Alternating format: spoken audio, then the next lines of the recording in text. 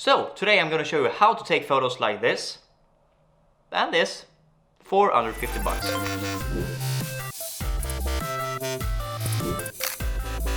So it's been a while between us, but no, I've been working quite hard with photos and videos and building some websites and quite exciting stuff actually that have unfortunately taking a toll on this channel and what I do, because I really haven't had the time to create for myself. I mostly done paid client work for the past 5 months. It's been tough, but it's been fun. But that is not what we're going to talk about today. Today we're going to talk about how to take photos that looks kind of like this for under 50 bucks. And I mean, yeah, sure, you can say, oh, the camera and the lights and blah blah blah, but yeah, but the material list, so to speak, is below 50 bucks.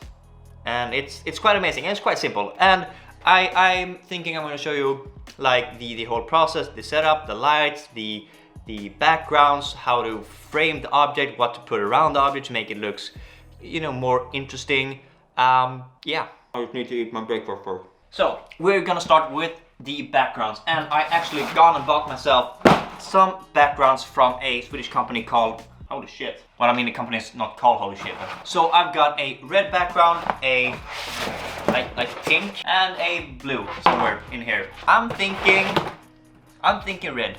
Yeah, I'm a red guy today. So this background is 140 times 70 centimeters. If you're from the United States, just convert it, I don't know, inches, foot, pounds. It's all pretty fucked up. We're gonna need a stand, and for this, I mean, we can count this to the price. I mean, the backgrounds were 20 bucks, and this is also around like 20-25. So it's just a typical like light stand and a T-stand on top. So you put this. Holy sh! I'm a herregud. So there we go.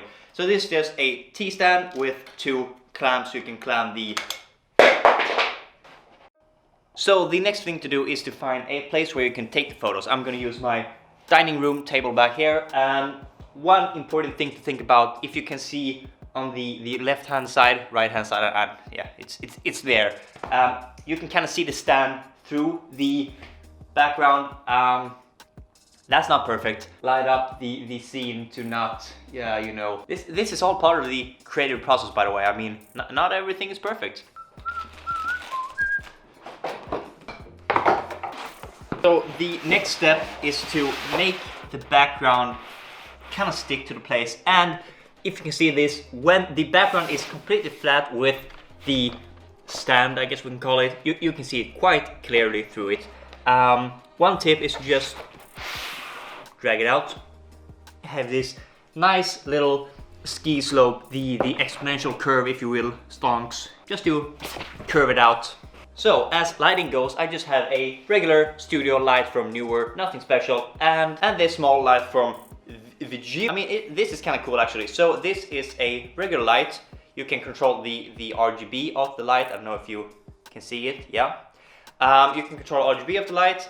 You can make it, blue, red, green, whatever. Yeah, there we go. You can also have it preset to like flashing.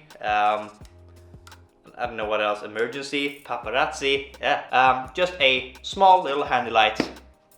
Video coming up. And one thing that I like to think about when taking these types of photos is you want the light to come from above as mostly as possible, because you want to avoid like harsh shadows like this.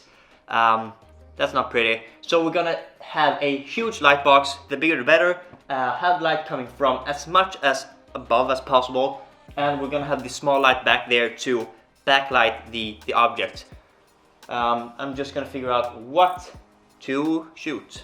I actually found a bear that can be quite interesting, a vintage ale. It's supposed to be lagrad in Swedish. I don't know what it's called in English. One important thing when photographing objects like this is to always backlight them, so you get this, the colors of the bear, as it were. Important to note. So I'm gonna place my object like right in the middle of this. You don't want to have it too close to the background because, you know, then you get weird shadows on the background. Have the light right here as much above as possible, and also to backlight the bottle like this. This step calls for a camera. I recommend shoot it from a tripod, so I'll just go get my A7R II and a tripod. So this is the setup right here, nothing complicated. Now we're just gonna take our A7R II with, you know, some people fall in the bokeh trap. I've talked about this before, like, oh, you get a new fancy lens with f1.4, you think, oh, I'm gonna shoot everything in f1.4. With this, it's pretty much the opposite. You wanna shoot this with as close of aperture as you can. f4, f11 if possible, that would be great. I don't think my light is quite that bright though. As of lens, I'm gonna choose a, you know what, let's just do this simple. I'm gonna take the Sony 28-70 kit lens. You know, this lens doesn't get quite a lot praise as it should. It's quite a good lens. Yeah, that's awesome. The one problem I'm having is that the light is like wider than the bottle. Look at this. That is not so good, but I think we can do some, you know, masking in Photoshop. But I guess what we can do, we can spec out the photo with like a beer glass, perhaps a cutting board maybe. You know what, this can actually work. I'm positive. Yeah, that's what I'm talking about. All right, next up is just to take the photo. So this setup right here is kind of the simplest setup you can get away with. We have a big light over here with a softbox, we have a smaller LED light down there, we have our subject, we have a beer glass, we have our cutting board to, you know, fill out the space. Yeah, I mean, I don't know if it's anything more to add. I'm just gonna look, see what we're working with. And yes, I knew I said I was gonna use a tripod. I couldn't find it, sue me. I misplaced it, it happens. And yeah, I guess, I mean that's pretty much it. I haven't looked at photos yet, but I can say from just looking at them in the camera, they actually look kind of awesome. I'm quite sugen on a beer, as we say in Swedish. It would have been good with a beer right now. It's 10 AM, fuck. Yeah, so I'm gonna put up the pictures right here on the screen, and you can just see for yourself, you know, what do you think of the pictures? These are the simplest kind of product photography you can take. 2 light setup, a background, and a subject. I mean, that's pretty much it. So I've just edited the photos in the computer, and I mean, not to brag, they look kind of amazing actually. And this process only took about, what, 20-30 minutes in total. I highly recommend to take longer time to, you know, think about what you're gonna take a photo of and how you want to portray the subject. But as a quick and fun little experiment of a beer, this one turned out pretty amazing. Oh, I know.